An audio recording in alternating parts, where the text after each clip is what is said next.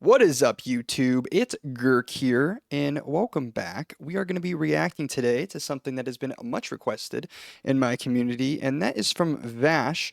Now, Vash is not someone that I have previously watched. I've heard a lot of good things about him, but it's not someone I've watched. A lot of you have watched him, and that's why it was recommended.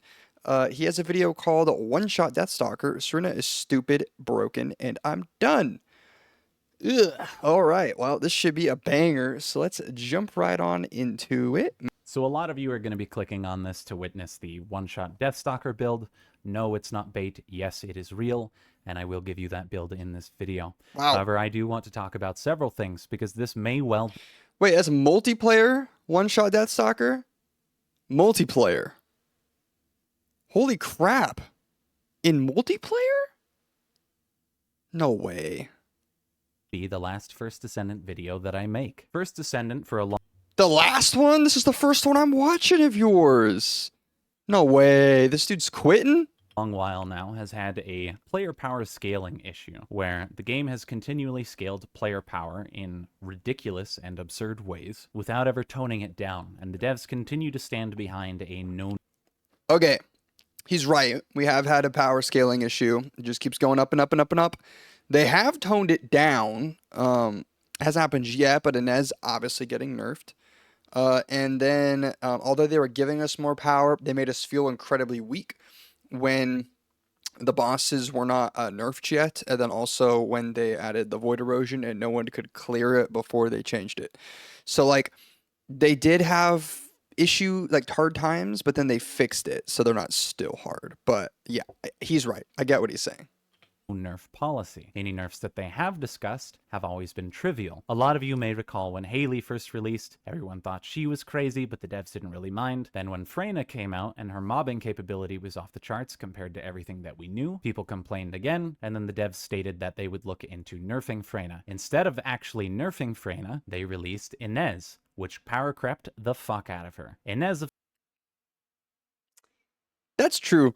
But toxic and electric are opposite. And usually if one is good, the other sucks, and vice versa. Inez just happens to have too much damage to where she never sucks. So that's kind of the main issue. Of course, was crazy strong, even better at mobbing. Once again, people complained, saying that Inez was too strong in her mobbing capability, and once again, the devs said that they would look into nerfing her, and they wanted to bring her in line more with other characters. Par for the course, what did they do? Literally nothing, and instead, they have released Serena, the new transfer student with even bigger bonk Hanaga hoogs, and once again, I swear, everyone makes that joke. There's a thing. Oh, I didn't even realize. Okay, continuing. Everyone's made that joke about how every new descendant that gets stronger also just gets more well endowed, if you know what I mean. Classic animism. again, she has power crept the fuck out of everyone, to the point that now in a 4-man group, I alone can shoot a single shot and kill Deathstalker, which at this point is basically the pinnacle of difficulty in this game. What the fuck is the point of even trying to simulate difficulty if all we're gonna do is build purely for damage? If you've watched my prior videos and streams, you know that I have taken the time to make my own build calculator, much like the one that I made for Remnant 2, but in Remnant 2, there was actually a point. Now, I understand nobody asked me to make this build calculator for first... What do you mean there isn't a point? The point is to be able to one-shot everything. That's the point. You can't do it unless you have the build. It's not like everything in the game one-shots everything, right? Right? First Descendant. I'll admit, I did it for myself. Learning how to code it out has been fun. I started learning coding in March of this last year. That has been an incredibly enjoyable experience for me. I highly recommend it to anyone who's super bored. But the conundrum I face as a content creator who tries to make a calculator that can optimize through these gajillions of combinations and get you the absolute best damage in your builds is now we are at a tipping point. In the past with Defiler, it was obviously ridiculous that we could get 4 or 3 second kills with Last Dagger, but that at least required good aim. And while it may not seem like much, there was actually a fair bit of prep going into that fight. But with this, it is literally just toggle 2 abilities, aim at a weak point, and shoot. And it doesn't even... I mean, it's kind of the same thing. The Glay one-shot Defiler build also was basically toggle an ability and then aim at the right weak point and then it died. The only difference is I'm assuming this is with a sniper, so you gotta click one time and you have to hold the button down. But like, kind of the same thing, low key. Even have to be Deathstalker. You've already seen people doing this on Tormentor, which is the latest Abyss boss. And while I firmly believe that the Abyss bosses are the easiest bosses in the game, when I say that, They're only the easiest because they don't have any sort of invulnerability mechanic, but let's see what he has to say. I just mean that they are the easiest in the sense that they don't have invulnerability phases, they don't have See, no invulnerability phases, lower health pool, and you can private them. they don't actually have mechanics. All you have to do if you actually They have mechanics if you don't one-shot them, but you know, you one-shot them. want to kill them is run away from them. There's nothing you have to do besides damage. Doesn't Tormentor literally have an ability where they mark you and you insta-die no matter where you are? I'm pretty sure Tormentor has that specific ability. I could be wrong. Them. That's why I say they're the easiest. Could be wrong. However, the Abyss bosses obviously, from a solo perspective, have the most health. So the fact that we can literally one-tap the highest solo HP instance in the game, as well as one of the highest, well, what basically represents the highest difficulty in team play right now, kind of makes... I mean, the highest difficulty in team play was Void Erosion Purge 30s. Until Serena, which she probably is going to talk about, probably. Me wonder why I do any of this. Because next season, we're going to get an even bigger booba lady, and she's... Nah, they might just do dudes next season, right? Right? We might get some cool blokes, you know? They don't always release large boobasaurs. They don't. Sometimes you get the Valbies and the Lunas. Sometimes. going to have some fuck-busted skill, and... maybe in between now and the next season, we'll complain about Serena, and the devs will be like, yeah, you know what? We want to bring her in line too. And then they'll just release another character that further power scales fucking everything. Now, I do want to clarify. What are they going to add next? Someone that just teleports between fights or burrows through the ground? Someone that can portal the whole team, maybe? Maybe someone that just freezes time so that you can actually kill a boss before the timer starts? Oh my god, that would be so crazy. You freeze time on him, then you unload all your bullets in him, and then you unsnap time, and he insta dies in less than a second. That could be, it could be funny. I don't think that Serena is the only issue. I do think her HP scaling ability is insane. We're going to talk about how the math behind that works here in a bit in the video. And it's extra funny because if you look at the dev stream when they were first showing it, the HP scaling was actually less before, but they made it even stronger before pushing it to live, which means they knew exactly what the fuck they were doing here, and they knew this would happen. Weapon cores are obviously a large... Well, of course they knew what they were doing. This is a power fantasy game. They want you to have this power fantasy. They want you to, one, earn a waifu because it's a gacha game. So you got to earn the waifu through hard attrition and grinding. And then, once you control said waifu and make her yours, they want you to get the ultimate power fantasy of forcing her to one-shot everyone in your path. That's the point of the game. Part of the issue as well, because if it weren't Serena doing this bullshit, we'd have Haley, Sharon, and Glay doing it. Yeah, let's be real. There's a lot of characters that can just one-shot everything in the game. Like everyone's OP in this game.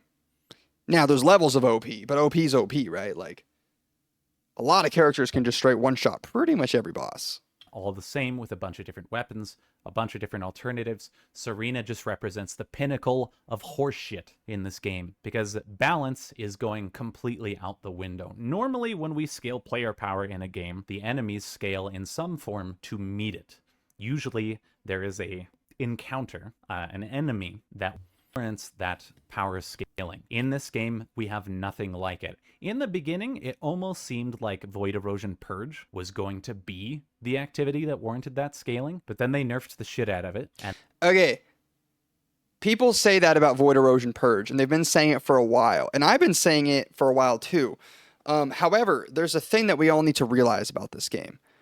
All of these hard end game activity modes provide you with a resource The resource usually is most efficiently farmed from one of said modes, whether that be Defiler, or it was Defiler, now Tormentor, basically the Void Abyss boss, or that's the other bosses to help you get characters, the 400%, which give you all your other resources, and the Sigma sectors to do Arcade.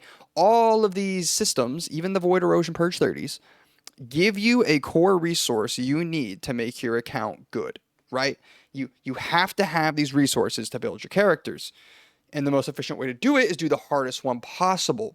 Now, my theory, my thought, is the reason everything is so easy is because when we do get that end game system, or maybe infinite mode or something, it won't provide us a resource to build the characters.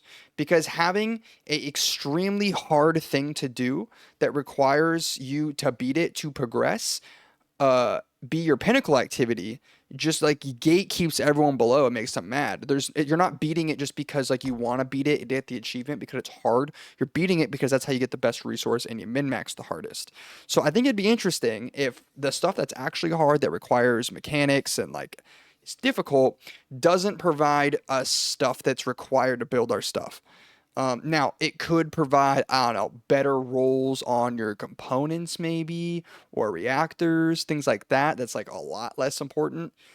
But having it provide you mats for your characters, your guns, your XP, your talent points, or we're going to call them arcade tuning, your modules, that kind of stuff, you physically can't play the game without. So, I'm hoping that's the direction they're going because he's right. Everything's way too easy, but it should be because it's the stuff you have to farm. Like, if it was super hard, you'd be pissed. At least a lot of people would be pissed. And then buffed player power continually by giving us tier 10 cores, by making it so weak point damage would now apply to firearm attribute damage, and then numerous other things. Now they've given us the Paragon boards via the arcade tuning system. This adds a shitload of damage. I know a lot of people are understating and really underestimating how much damage these boards add, but holy fuck, guys. These add a ridiculous amount of damage to both skill and firearm builds. And even still, we're not done yet, because coming soon, we're going to be getting component cores. And God knows they're going to have some Crouching Tiger hidden power scaling in there to make us even stronger. And in the end, the question is, what the fuck for? Right now, I think I just answered that, but component cores, yeah, that'll be interesting.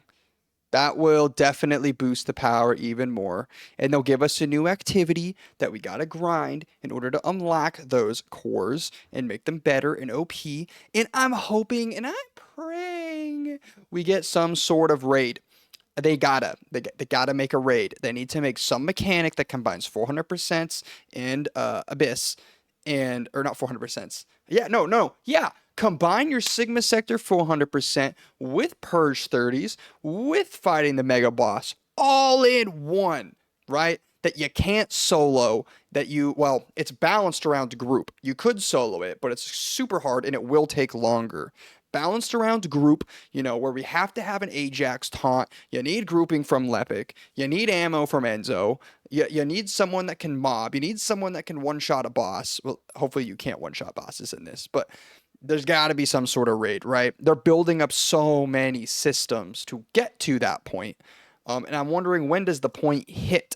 And honestly, it may never hit. Because at the end of the day, this is a gacha game. And I'm going to release a video within the week explaining how this game is straight up a gacha game. The best gacha game no one's ever played. And almost every one of this guy's issues with the game and everyone else's issues with the game are just normal gacha game stuff that every gacha game has, and it's okay because it's a gacha game.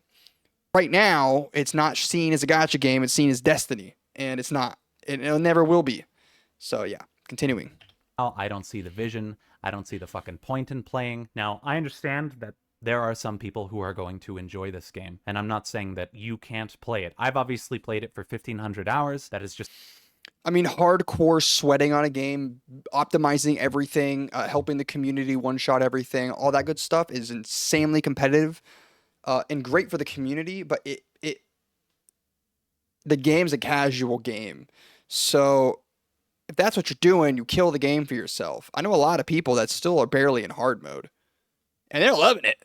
and they're far into the game too, but they don't know anything about the game. I have friends that say they're end game in sweats that don't even know that you can pity stuff. They don't even know that you can like get rolls on a reactor.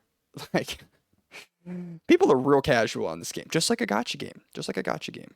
Just the time spent playing the game. That's not including the time that I have spent learning how to code out the fucking shit on my site, or else that would probably double, if not triple, the time that I have invested in this game. This is not to say that you can't play it. It is only to say that this game, I now recognize, will never be the game that I want it to be. And I think he wants this game to be Path of Exile, but First Descendant. And I think a lot of people want that. And I actually started playing it because I was waiting for Path of Exile. And I almost realized I like this more. But yeah, they're very similar. if I continue to play it like this, I'm only going to be more pissed. And then that's not going to work out for anyone. So the best thing I can do at this point is completely fuck off. And then unless we see some fucking sweeping changes, a drastic paradigm shift in how the devs handle this game, I'm probably not coming back. Because at this point, I'm just getting pissed. I feel like it's getting balanced by monkeys. I feel like they have absolutely no direction on where the fuck this shit is going. I don't even know. But Well, they have direction. It's just not direction you like. I'd rather not hang around and be that bitch boy that moans and groans for fuck. You don't want to be M-tashed, bro. You don't want to be freaking Dectone and M-tashed, complaining about the gotcha games, but never quitting the gotcha games. Those guys. I mean, they have now. So kudos to them. They're awesome. And I love them. They're part of why I even make content. But I couldn't resist because he is just choosing to quit instead of be the whiny baby talking about wanting to quit, which is actually kind of goated that he could do that.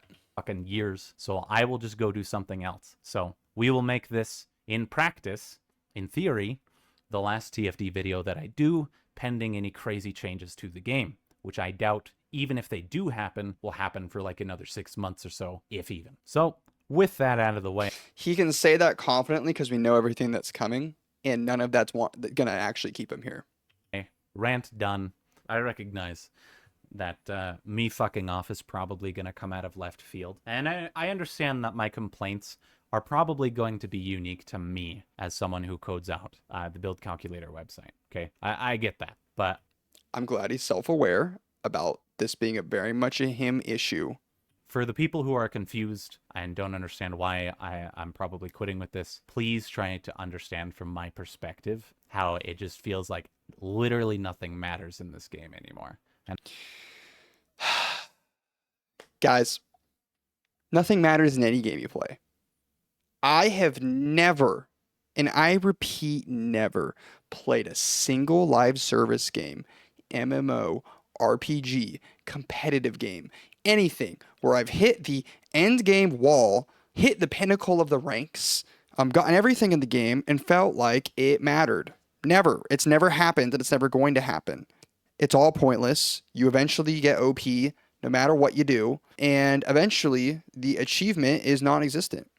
You're playing the game for the journey, and if the journey of getting there is fun, regardless of getting there ever, then it's worth it, in my opinion. Which is why I thought gacha games were so fun, because gacha games are not complete games. They're basically early access projects you sign up for and pay thousands of dollars to play, for the hopes of something in the future where it's finally complete, and you keep grinding away at it, you keep playing it, you earn the stuff, you make yourself incrementally stronger, you min-max, you do all the events, you stay up to date with it, you follow the scene. You never get to the end, but it's so much fun following the scene. It's fun min-maxing, it's fun daily grinding, it's fun doing all that for a time, and that's why it's so addicting and people love it. It doesn't matter if there's never the end game. It doesn't matter if there's never the full end to the game at all, really.